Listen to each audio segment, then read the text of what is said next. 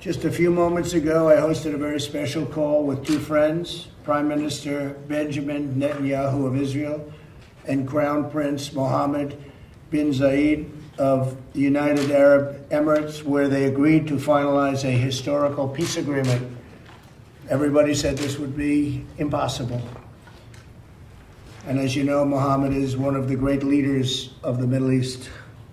After 49 years, Israel and the United Arab Emirates will fully normalize their diplomatic relations.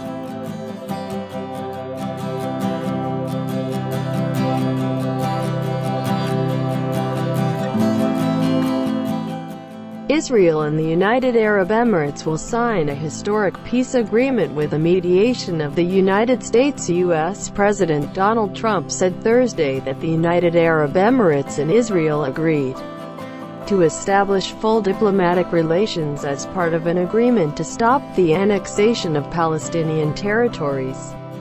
The announcement makes the United Arab Emirates the first Arab Gulf state to do so and only the third Arab nation to have active diplomatic ties with Israel. Trump tweeted that the normalization of relations between the UAE and Israel is a breakthrough, calling it a historic peace agreement between our two great friends. Speaking to reporters later, Trump suggested that more diplomatic breakthroughs between Israel and its Muslim neighbors in the region were expected.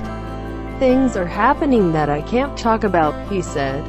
U.S. Secretary of State Mike Pompeo described it as a historic day and a significant step forward for peace in the Middle East. The United States hopes that this brave step will be the first in a series of agreements that end 72 years of hostilities in the region, Pompeo said. The UAE's ambassador to Washington said the landmark U.S.-brokered peace deal with Israel was a win for diplomacy and a significant advance in Arab-Israeli relations. Today's announcement is a win for diplomacy and for the region.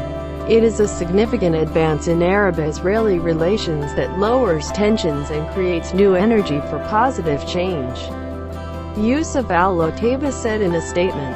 In a joint statement, Trump, Israeli Prime Minister Benjamin Netanyahu and Abu Dhabi Crown Prince Mohammed bin Zayed Al Nahyan said they had spoken on Thursday and agreed to the full normalization of relations between Israel and the United Arab Emirates. Israeli and UAE delegations will meet in the coming weeks to sign bilateral agreements regarding investment, tourism, direct flights, security and the establishment of reciprocal embassies, they said. At the request of President Trump with the support of the United Arab Emirates, Israel will suspend declaring sovereignty over areas outlined in the president's vision for peace and focus its efforts now on expanding ties with other countries in the Arab and Muslim world, the statement said. The United States, Israel and the United Arab Emirates are confident that additional diplomatic breakthroughs with other nations are possible, and will work together to achieve this goal, it added. Israeli PM hails deal as historic. Meanwhile, Israeli Prime Minister Benjamin Netanyahu said that the deal represented a historic day for his country. But Israel's agreement, according to White House officials, to suspend de facto annexation of parts of the occupied West Bank posed a measure of political risk at home for Netanyahu, who had pledged to carry out the step. "I will make a special announcement at 8 p.m. with more details about this historic day for the State of Israel," Netanyahu wrote on Twitter. A senior Israeli official said applying Israeli sovereignty to areas of the West Bank territory Palestinians seek for a state along with Gaza and East Jerusalem was still on the agenda. But the official said, the Trump administration asked us to temporarily suspend the sovereignty announcement so that the historic peace agreement with the UAE can be implemented. A bold step for its part. The UAE's Minister of State for Foreign Affairs Anwar Gargash said that the deal to normalize relations with Israel was a bold step to secure a two-state solution to the long-running Israel-Palestinian conflict. Most countries will see this as a bold step to secure a two-state solution, allowing time for negotiations. Gargash told a press conference. Asked when the two countries will open embassies, he said he did not want to speculate on the time frame, but it is definitely not a long time.